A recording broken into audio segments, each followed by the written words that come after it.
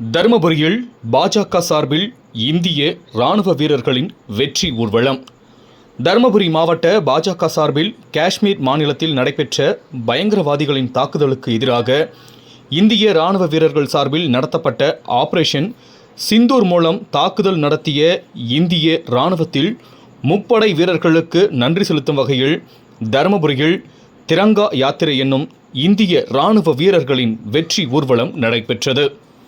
தருமபுரி அரசு மருத்துவமனையிலிருந்து தொடங்கிய இந்த ஊர்வலத்திற்கு கட்சியின் மாவட்ட தலைவர் சரவணன் தலைமை தாங்கினார். மாவட்ட பார்வையாளர் முனிராஜ் முன்னிலை வகித்தார். நகர தலைவர் ஆறுமுகம் வரவேற்றார். இதில் ஏராளமான கட்சி நிர்வாகிகள் தேசிய கொடியுடன் கலந்து கொண்டனர்.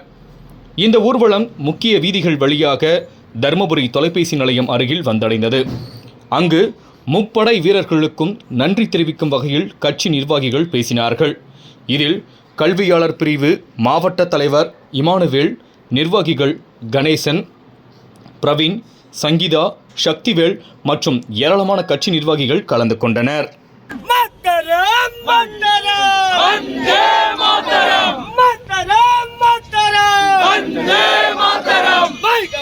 வாழ்கவே